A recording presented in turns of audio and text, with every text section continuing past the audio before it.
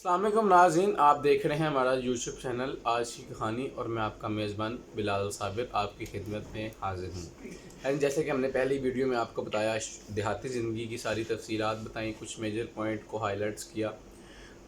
اب اس میں ہم شہری زندگی کی بات کریں گے۔ میرے ساتھ ہمیشہ کی طرح موجود ہیں، اور اس شہری زندگی کے ساتھ کیا نقصانات ہم کو جھیلنے پڑتے ہیں اور بینیفٹ کیا ہیں اس کے، اس پہ ہم بات کریں گے۔ اس کے بھی 3-4 مسائل میجر میں اٹھاؤں گا کہ کیا اس میں کمی ہے شہری میں، کیسے اس کو مزید بہتر کیا جا سکتا ہے، اور کیا ہمیں فیسلٹیز موجود دی گئی ہیں اور ان پر عمل نہیں کیا جاتا۔ یہ بھی بہت میجر پوائنٹ ہے۔ تو السلام علیکم سر۔ وعلیکم السلام۔ ہمیشہ کی طرح فیضان بھائی ہمارے ساتھ ہیں، کیسے ہیں آپ؟ اللہ کا شکر، آپ سنائیں۔ اللہ کا شکر جناب، اللہ کا بڑا احسان۔ فیضان بھائی، آج پہلے ہم نے شہری کی دیہاتی کی بات کی، سوری، تو اب ہم شہری کی بات کرنے جا رہے ہیں۔ انشاءاللہ۔ دیہاتی کا آپ نے بڑا اچھا تجزیہ میں دیا کہ ان کی صحت کے بارے میں، ٹرانسپورٹ کے بارے میں، سڑکوں کے بارے میں، سیوریج کے نظام کے بارے میں، تو یہاں پہ تو کافی حد تک بہترین مجھے نظر آتی ہے چیز۔ تو پھر بھی ہم کس کو اس کے لحاظ سے بہترین کر سکتے ہیں؟ حکومت کو کیا اقدامات کرنے چاہیے آپ کی نظر میں؟ تو پہلے تو اب اسی طرح صحت کے بارے میں ہمیں بتا دیں کہ ہماری جو نوجوان نسل ہے وہ باہر کے کھانوں میں بہت فوکس کرتی ہے اور گھر کے کھانوں سے اوائڈ کرتی ہے۔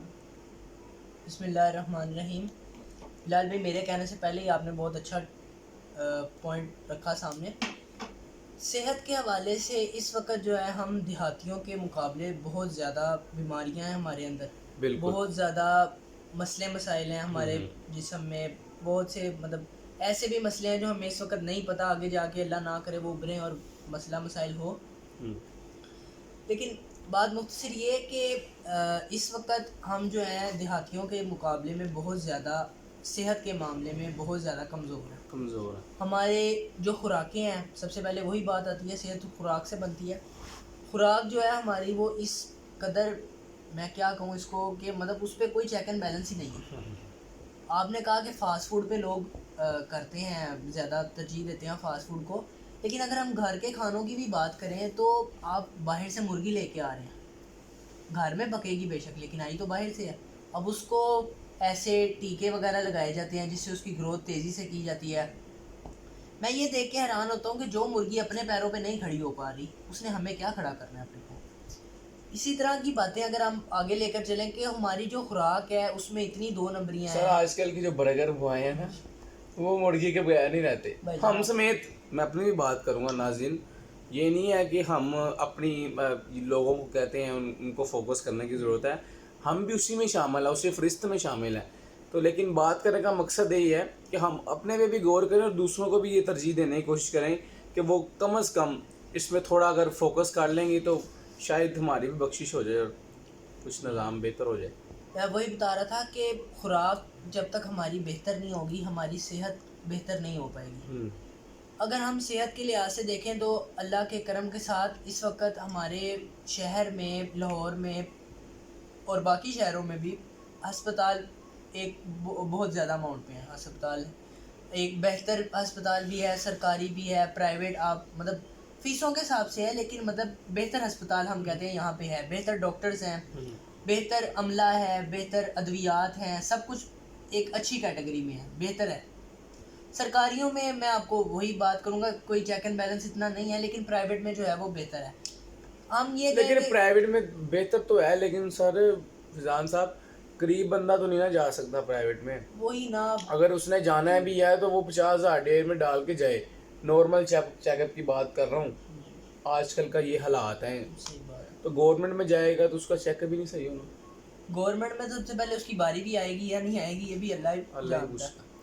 تو بات وہی ہے کہ اگر ہم اس کے فائدوں میں آئیں تو اگر ہم بیمار ہو جاتے ہیں، اس کا فائدہ یہ ہے کہ ہم اگر بیمار ہو جاتے ہیں تو ہمارے پاس وسائل بہتر ہیں، ہمارے پاس ہسپتال بہتر ہیں، ادویات اس طرح کی ہیں، ہمیں جلدی ریکور کرنے میں مدد کریں گی۔ بالکل۔ لیکن خوراک، اگر ہم نقصانات میں آئیں تو ہماری صحت خراب کرنے والی خوراک ہے۔ ہمارا کوئی شیڈیول نہیں ہے، اب جس طرح دیہاتیوں میں بات کی تھی ہم نے کہ لوگ صبح جلدی اٹھ جاتے ہیں تو یہاں پہ صبح سوتے ہیں اور صبح سوتے ہیں رات 12 بجے کا دوپہر کا میں کھانا کہتا ہوں جب اس طرح کے حالات ہوں گے تو کہاں انسان بہتر زندگی کر سکتا. دیکھیں صحت ویسے ہی خراب افضان ہوتی ہے. بھائی، رات انسان کو اللہ پاک نے سونے دی کے ہے لیے، سونے کے لیے، آرام کرنے کے ٹھیک ہے، آرام کرنے کے لیے، صبح کام کرنے کے لیے، محنت مزدوری کرنے کے لیے. اگر ہم نے الٹا نظام کر لیا ہوا ہے، ہم سمیت رات کو سوتے ہیں. اب ناظرین یہ دیکھیں گے، اب جس وقت اب یہ ویڈیو ریکارڈ کر رہے ہیں اس وقت ماشاءاللہ ٹائم جو ہو گیا ہے وہ 2 کا ہو گیا ہے. تو یہ نہیں ہے کہ ہم آپ کو ہی کہتے ہیں ہر بات، ہم خود بھی اس میں نااہل ہیں ہر چیز میں. 9 کا ہو گیا، آپ نے دیکھا نہیں؟ جی جی 9 کا ہو گیا. 9 بجے کا، جی 9 بجے کا ٹائم. سوری 2-9 میں فرق کافی زیادہ ہے. تو یہ رات کے وقت ہے، تقریباً 10 بجے کے بعد پہر شروع ہو جاتے ہیں. جی جی. تو میں یہ بھی کہنا چاہوں گا کہ اللہ پاک نے اس کو اگر بنایا رات کو سونے کے لیے تو ہم اس پہ نہیں غور کر رہے.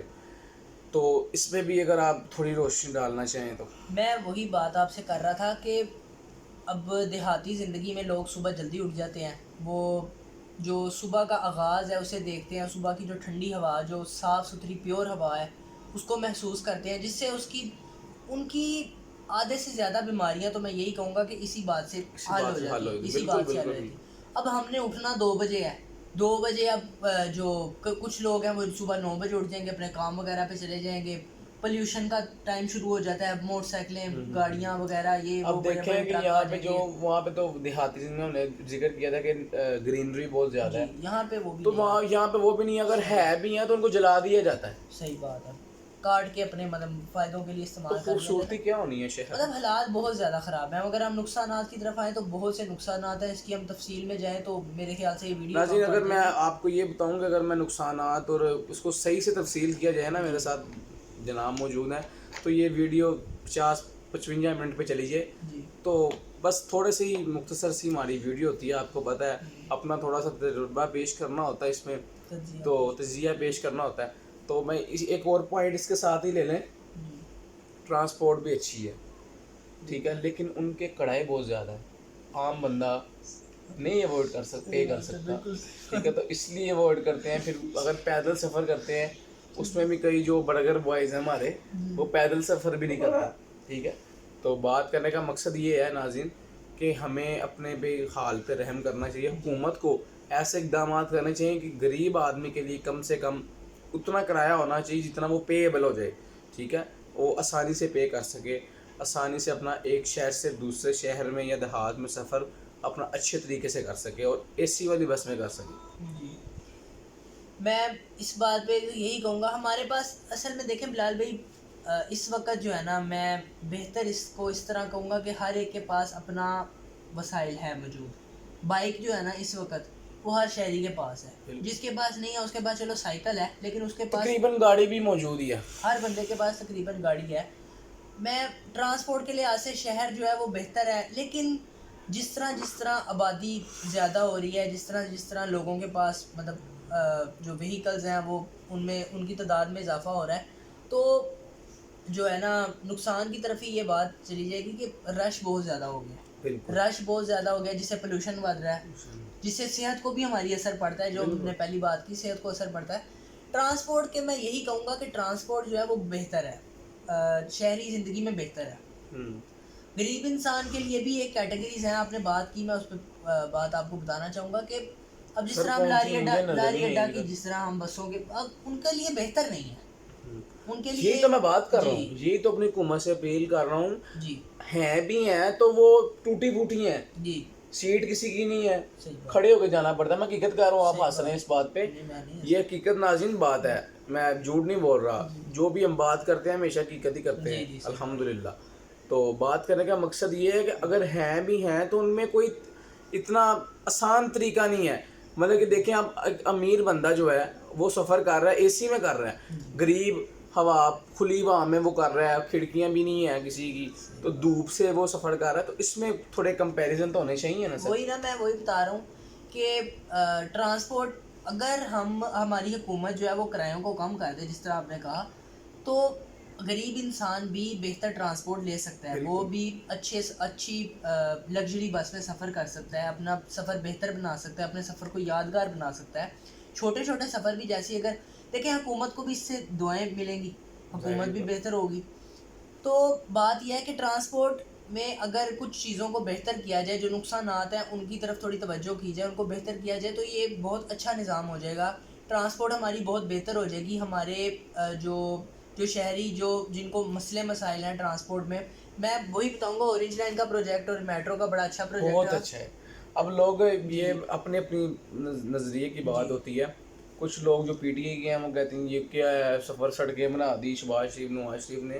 لیکن سیاست میں بات چلی جائے ٹھیک ہے, بات کرنے کی میجر کام جو انہوں نے کیے ہیں وہ بہت اچھے کیے ہیں. اب آپ دیکھیں کہ ایک بندہ اچھلے سے بیٹھتا ہے اور وہ داتا صاحب جاتا ہے, ٹھیک ہے, ان کی درگاہ عالیہ پہ جاتا ہے, تو وہ 30 روپے میں سفر کر کے جاتا ہے. ٹھیک ہے, 30-40 جتنا بھی کرایہ. پہلے تو 20 روپے تھا جب شہباز شریف کا دور تھا. نہیں, اب پرویز لائی ہے پنجاب.